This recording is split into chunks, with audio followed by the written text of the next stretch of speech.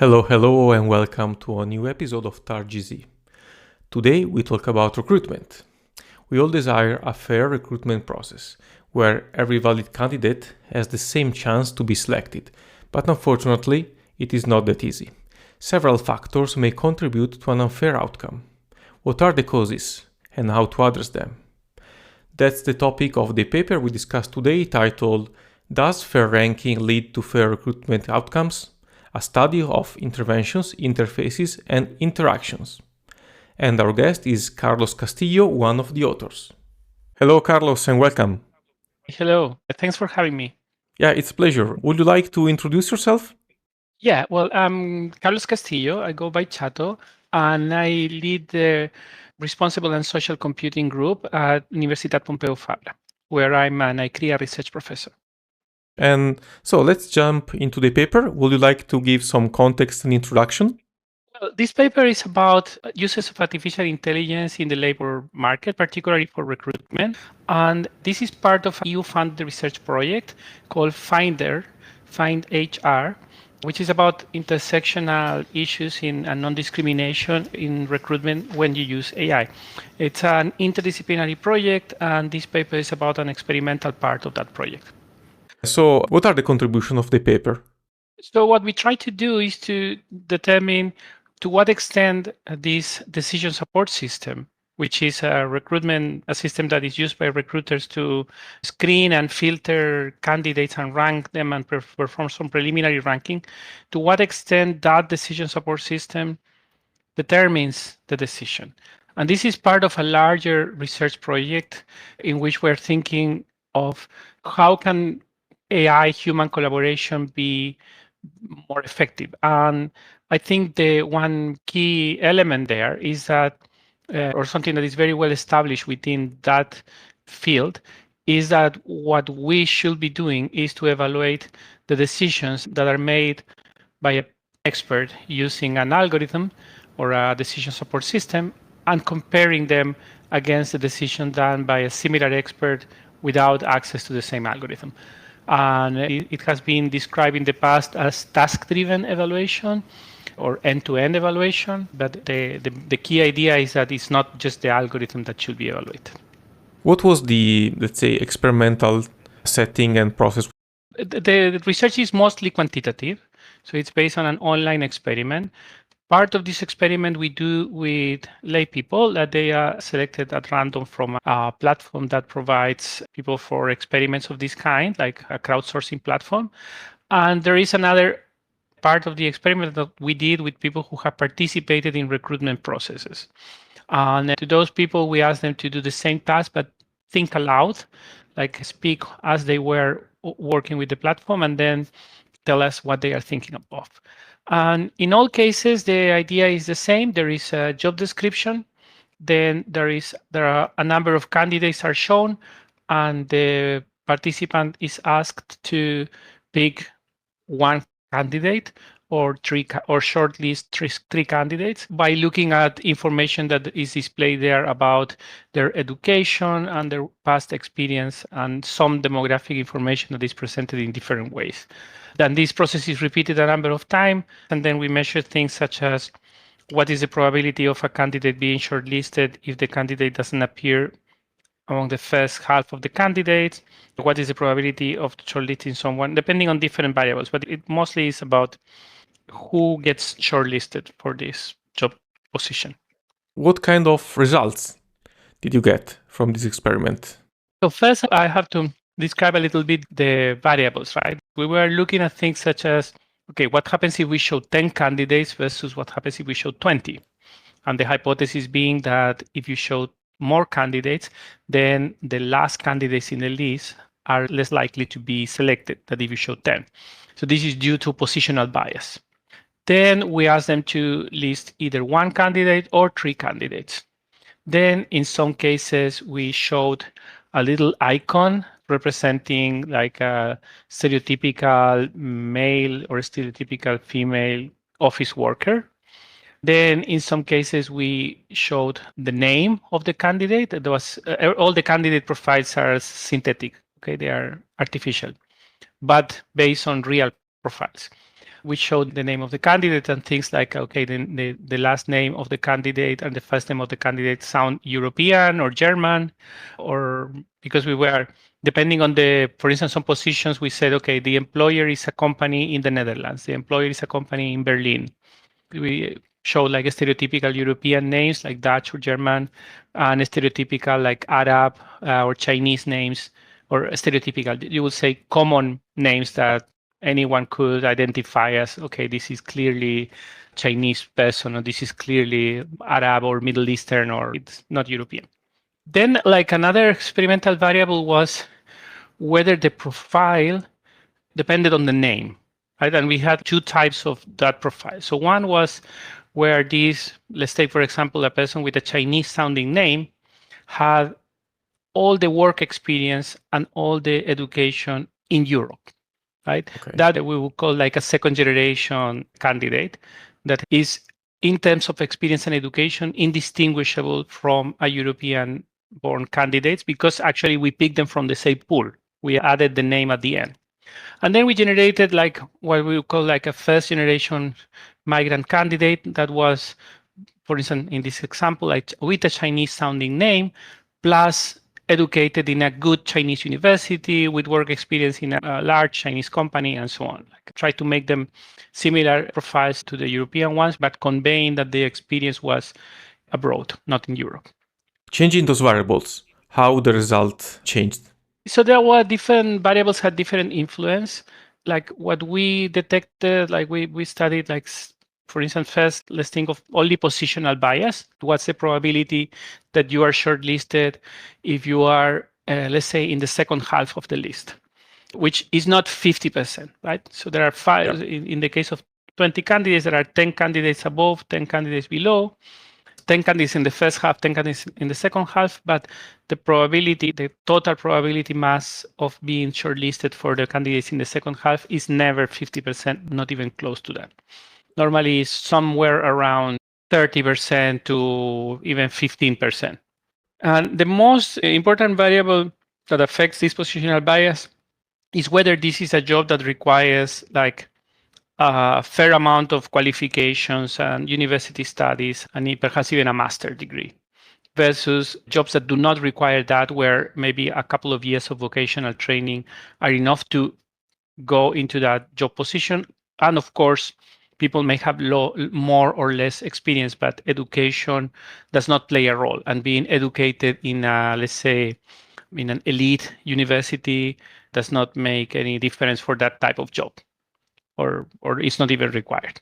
So that's what we call like high variance or low variance jobs. And where you have low variance of the jobs, then recruiters are more indifferent to which candidate they pick, and they tend to pick one above the top of the list.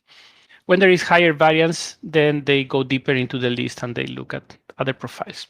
Interestingly, to some candidates, to some recruiters, we told them the list was selected by an algorithm.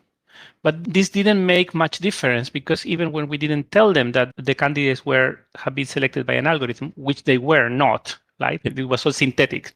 So their recruiters that we interviewed, they tend to believe that the list was somehow intelligently selected, which I think like the people are used to that everything, whenever they do a web search, the top results are more relevant. If they are searching for flights, then the top results will be maybe more direct, and then less, or a train or anything. In general, when they look for a resource online, they assume that if there are options, then the top options are the best options. And this is like inherent in the use of any applicant tracking system. So even if the system were selecting candidates at random, most people will think that the candidates were sorted somehow by a smart algorithm. These are the expectations of people. Then we also look at things like, okay, if the list is longer, yes, so people scroll less. If they are asked to select only one person, then yes, they tend to also scroll less than if they select 3 people, and so on. So this with respect to positional bias.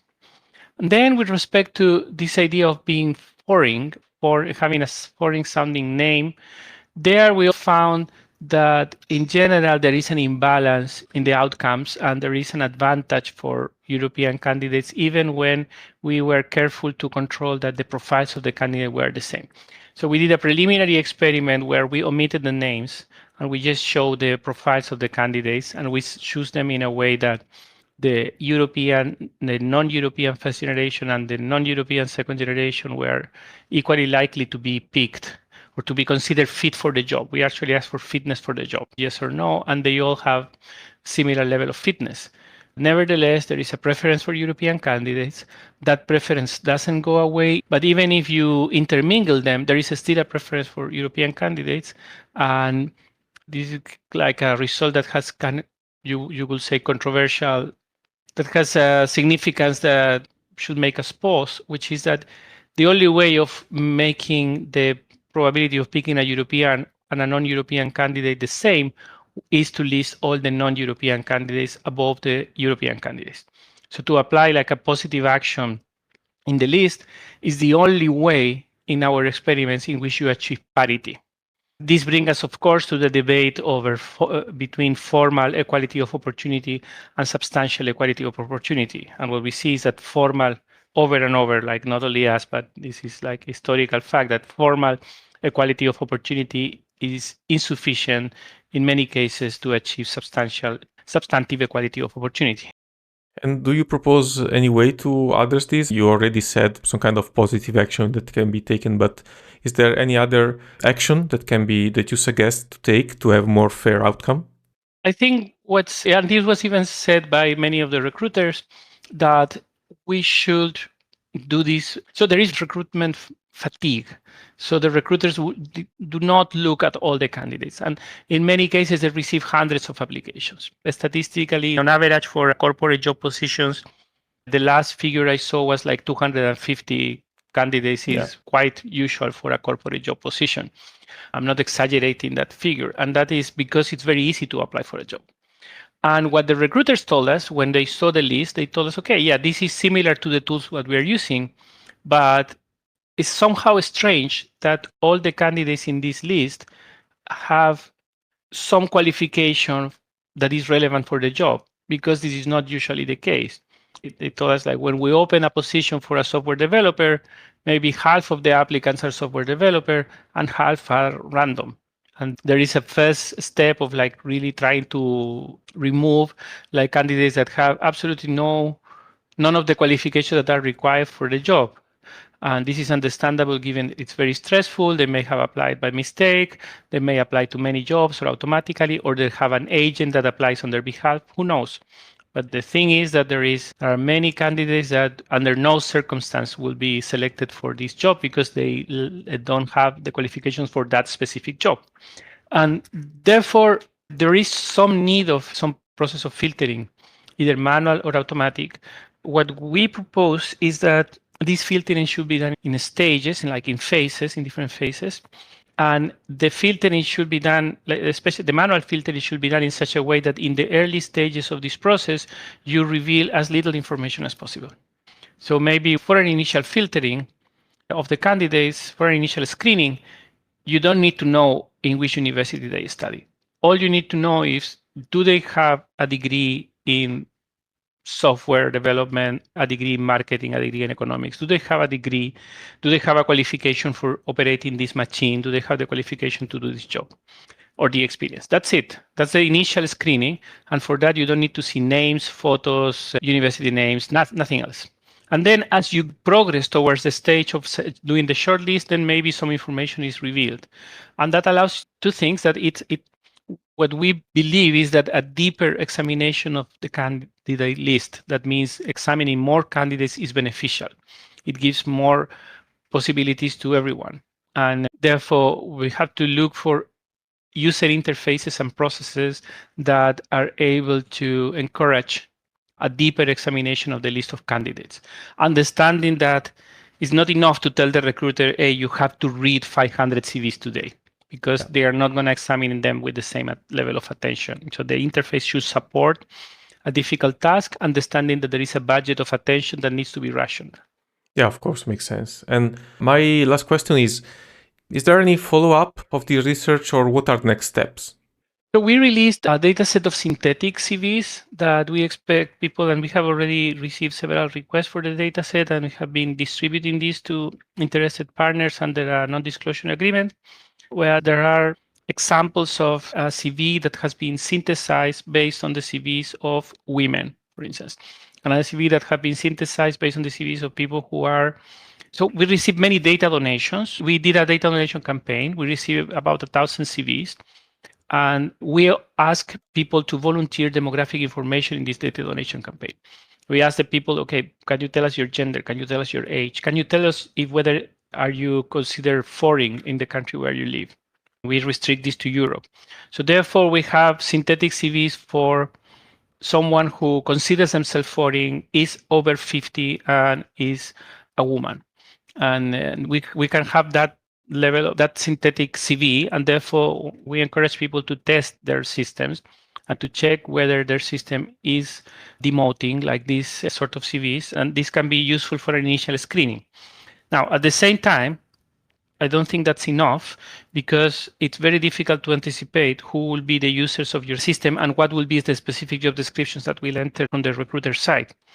Therefore, one needs a way of performing what the AI Act calls like continuous post-marketing monitoring, which is to continuously check whether there are new biases in the system. Now, AI products are not products in the same sense of a coffee machine or a toaster. Like they are not manufactured once and then sold. They are updated, and therefore the testing is invalid once you do an update, and then you need to do another test. And so every update should be associated with testing, and therefore, like the only way of doing this is by continuously monitoring the system. Yeah, so those are the things, like a pre-deployment assessment using synthetic CVs, followed by continuous monitoring, auditing, and so on. These systems are complicated. They have effects that cannot be anticipated, particularly the interface of human expert using the interactions between a human expert and a machine learning system are hard to anticipate. It's hard to predict what's going to happen. So let me give you an example of that. So for instance, we know that people have certain resistance to scroll a long list, right? We all have, and there is some friction there. So we thought, okay, maybe what we can do is to collapse the details of the candidate so that it only like a little amount of detail, maybe the last job position and the last education is shown, and then the recruiter can click to expand the details. And we thought, okay, this will make the list shorter. If the list is shorter, there will be more examination underneath.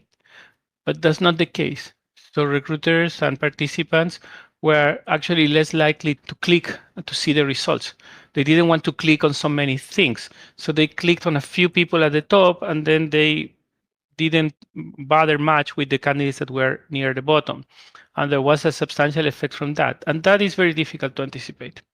And so once you put a system in operation and this system has a technological part and a human part, it's very difficult to know exactly how people are going to react, even if you have done a lot of testing of the algorithm. So that's why this post-marketing monitoring is so important. Thank you very much for your participation and for the interesting chat. Let's hope for more fair recruitment outcomes for the future. Thank you very much. Thank you very much for listening. If you want to know more about this research, check out the link to the paper in the episode description. If you like the content, please consider giving a 5-star review in the platform you're using for listening to the podcast. And see you at the next episode of targz.